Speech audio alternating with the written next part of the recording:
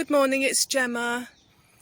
Today I'm back in the woods and I'm going to try and find somewhere to make bannock, which is a type of bread that outdoors people really value and enjoy.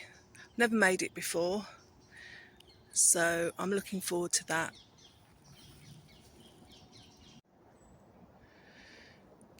So we're in quite a dense part of the woods that I scoped out the other day. It's quite a distance from the main path through the forest, and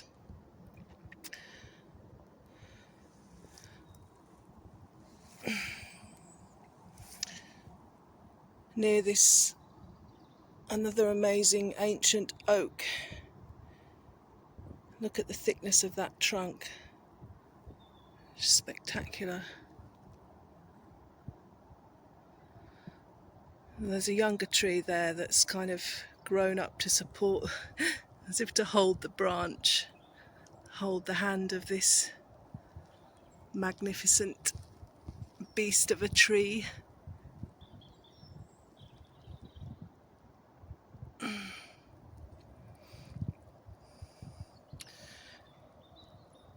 I don't know if you can hear the traffic in the distance. There's a road not far away and also another path, but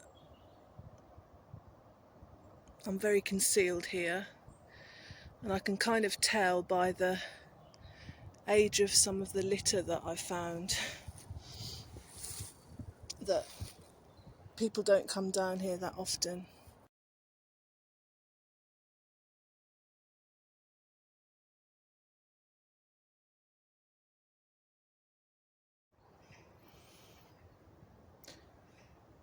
I think this spot is as good a place as any, among the lovely browny orange leaves. It's mainly a place of young trees that have sprung up in clumps. Many of them have lost their leaves.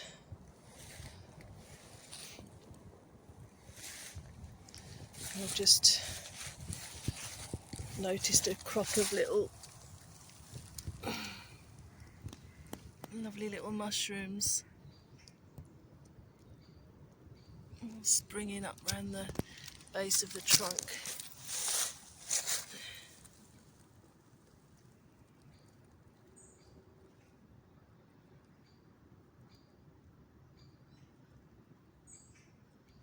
Lovely when they're all unspoilt.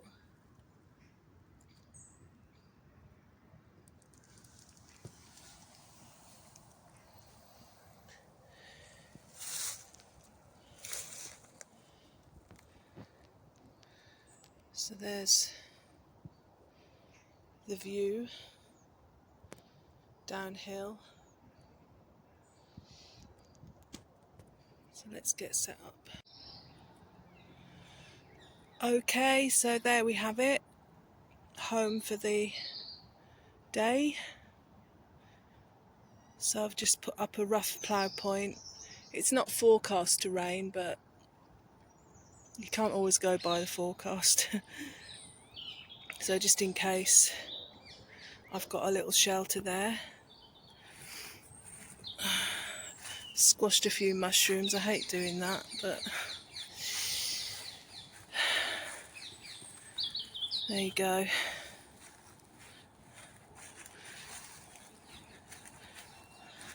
Show you around a bit.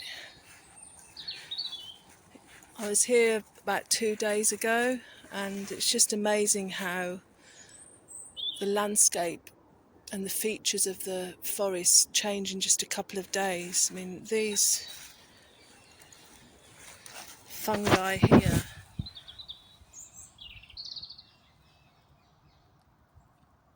they weren't here a couple of days ago. Just gorgeous.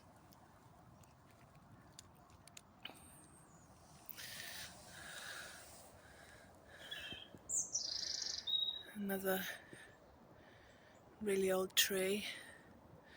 And there's even a mushroom growing out the side of that branch up there. Hopefully you can see it.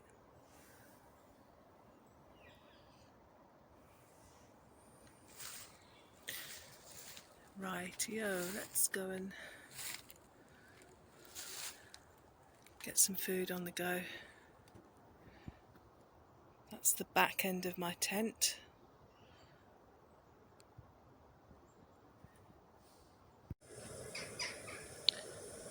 Just got a cup of coffee on the go in my nice big tin cup. My usual fire maple 1 litre pot. And this is the view from my little camp. I forgot to mention I've cut my hand a little bit, and I always bring a little tube of Savlon with me because it's so easy to cut yourself without realising, and some of these cuts can be quite nasty if you don't treat them straight away.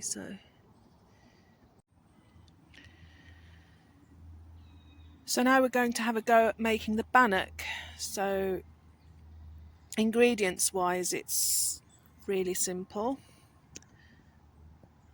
So in a Ziploc bag I've got 120 grams or 1 cup of plain all-purpose flour,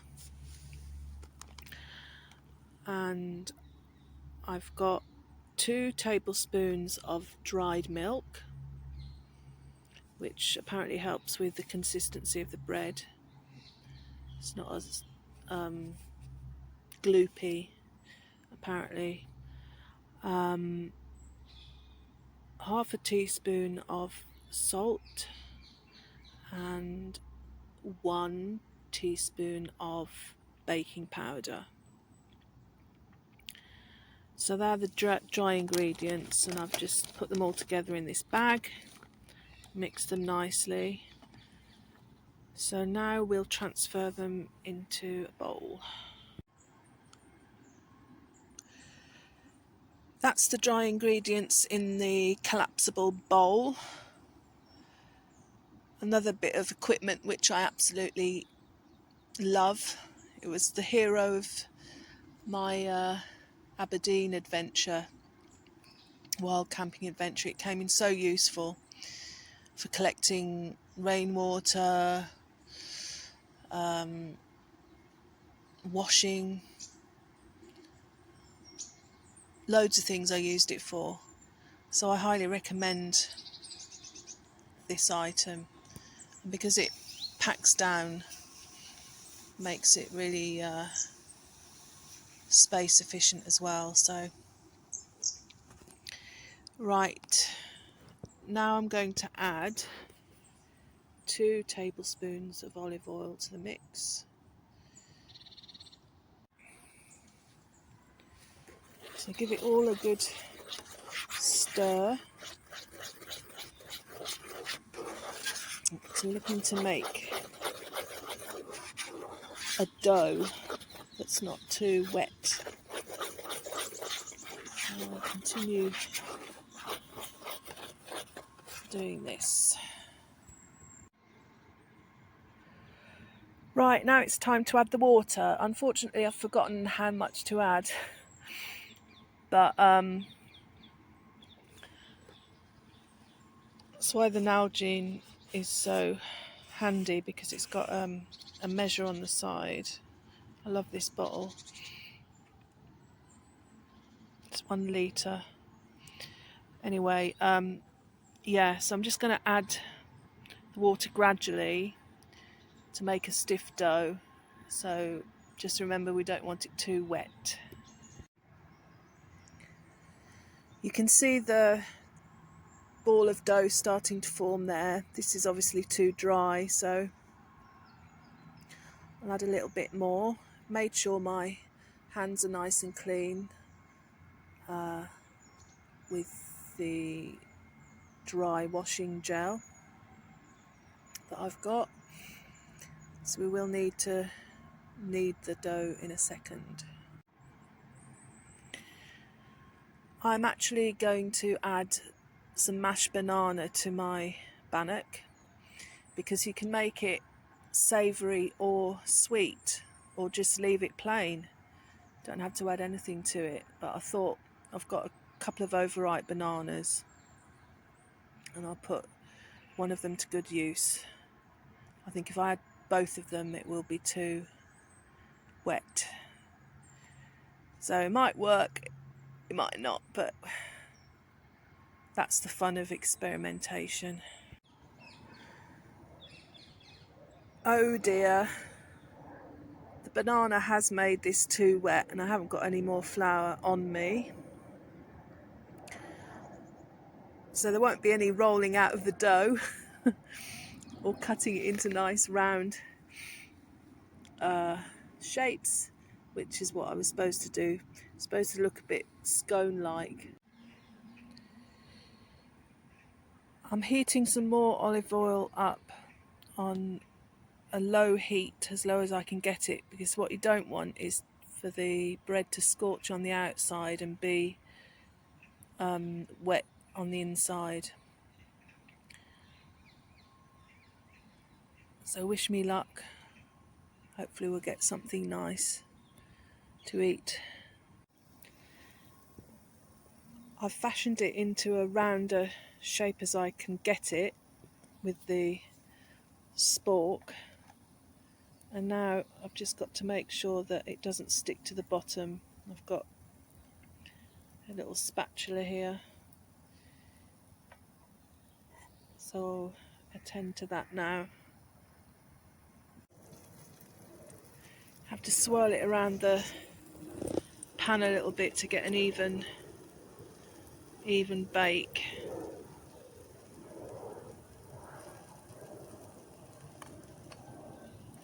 Seems to be cooking up okay on that side anyway.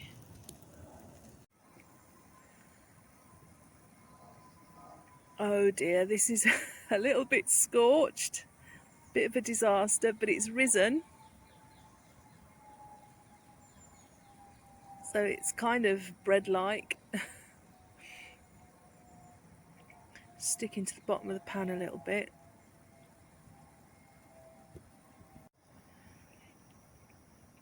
It smells like bread, and I don't mind slightly burnt toast, which this will probably taste of, hopefully. Just going to let it cool down. Can't say it looks very appetising at the moment,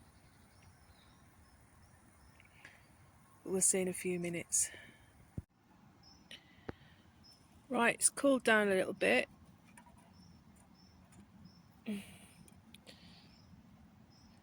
And as you can see, that is kind of the consistency of bread.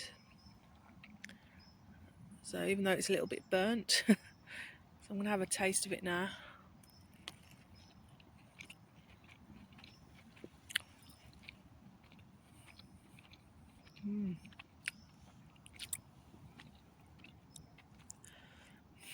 That's actually really nice, really tasty.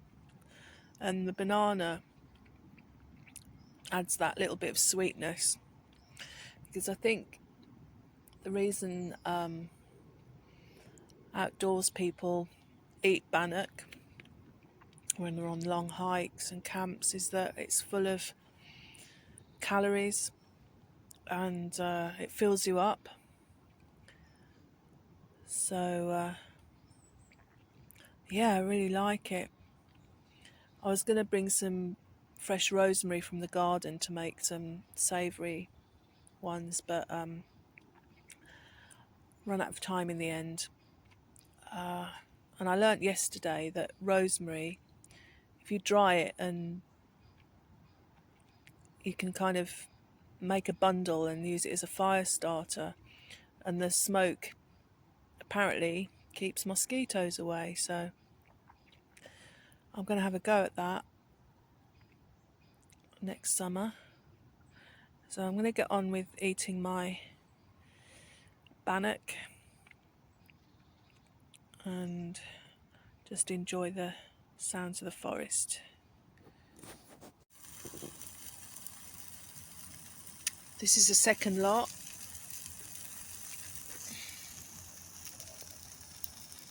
Again, just making sure it doesn't just cook in one place. This one might look a bit better. So the ingredients make about 3 large patties of bread, which is plenty enough for one person.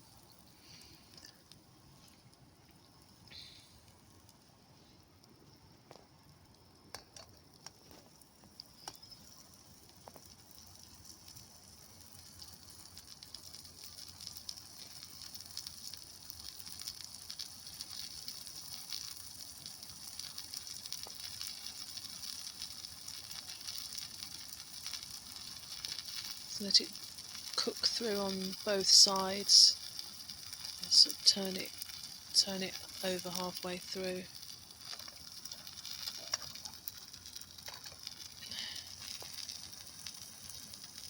It's rising nicely.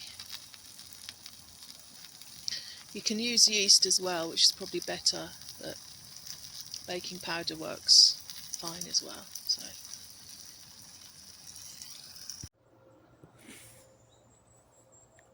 just sitting there, I've got a bit cold all of a sudden, so I'm just gonna have a walk around the area, warm myself up a bit. It's a really lovely spot despite the noise pollution. No dog walkers, so no fear of any type of intrusion, which is lovely. So yeah, gonna warm up a little bit. It's another view of that beautiful oak.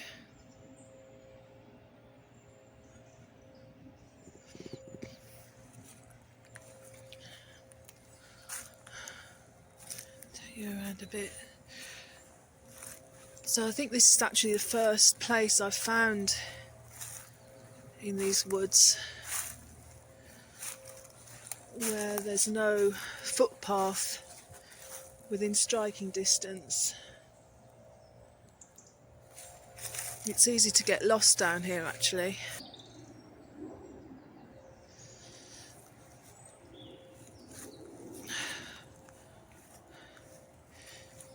I don't know if you can see my little camp over in the distance. Oh, getting chilly again. Yeah, I just want to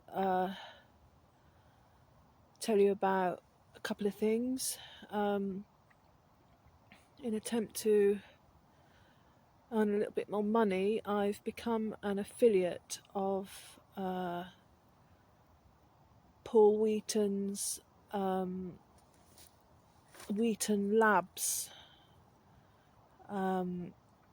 which is based in Missoula in Missouri in the USA. And over the past couple of years I've had a lot to do with them.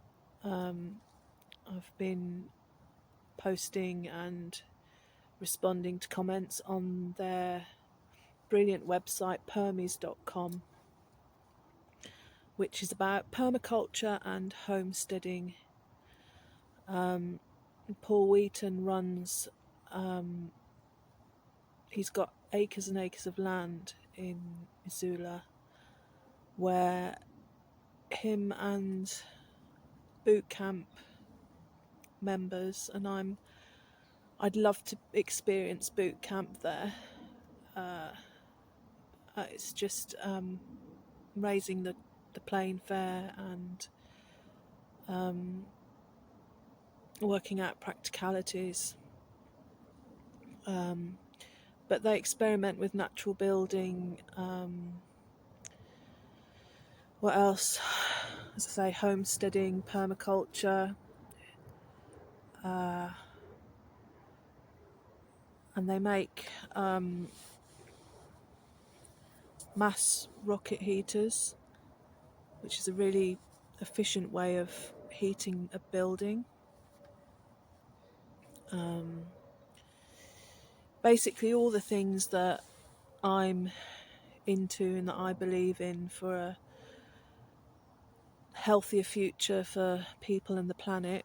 So I've become, as I say, an affiliate for the courses that they sell and products they sell as well, and also for tickets for events that they do. It's such a shame it's so far away, because I'd love to get more involved physically. But yeah, so in my community section, you'll see me posting links to their courses and products, and they're really good deals. Actually, I've bought a number of bundles from them.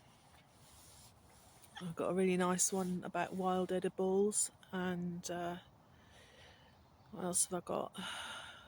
I've bought a couple, 3 or 4, and they're really good value for money. You get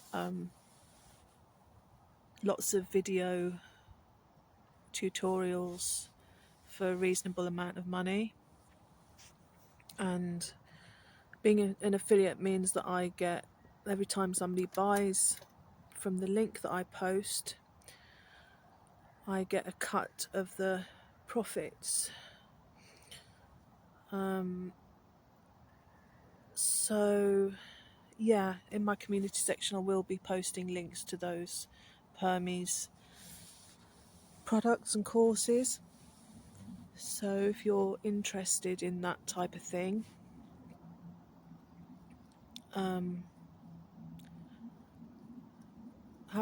check them out, and you'll get really good quality for your money.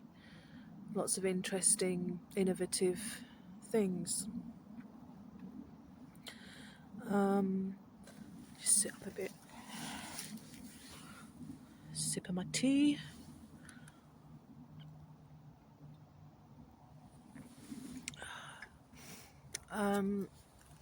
Oh,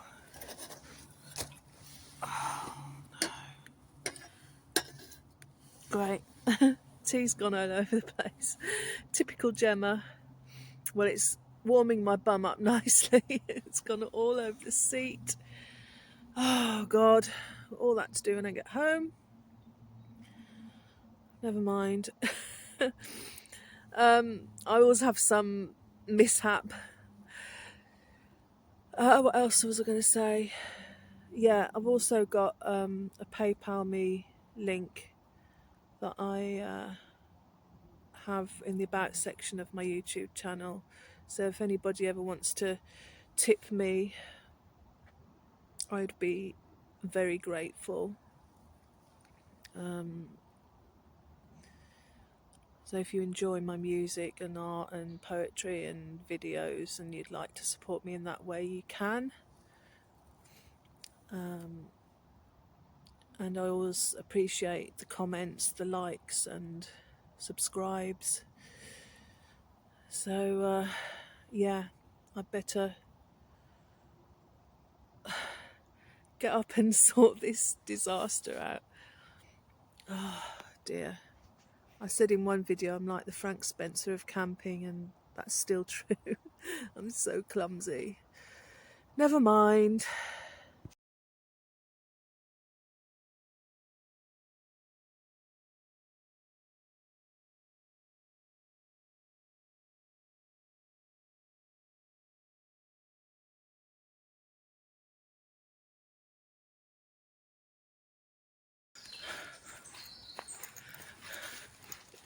There's no doubt that autumn is here in the forest.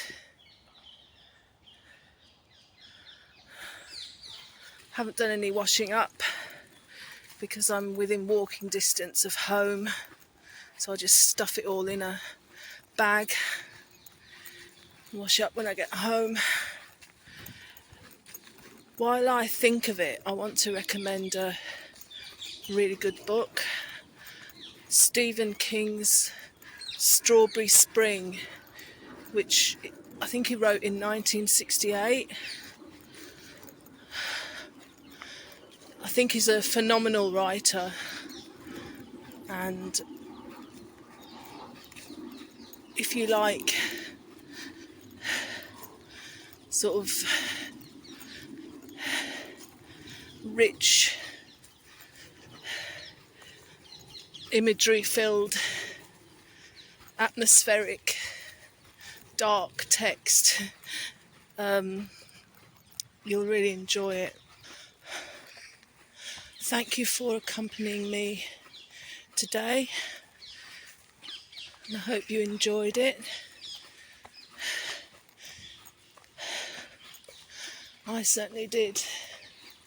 I feel so blessed that I've got the equipment and the health at the moment to experience being alone, being peaceful,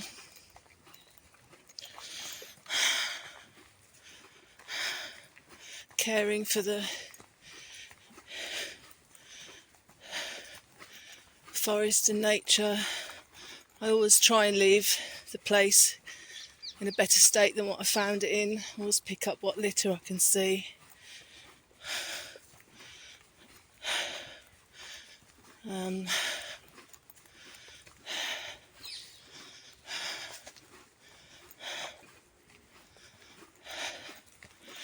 So I'm going to get off home now and look forward to seeing you next time. Bye.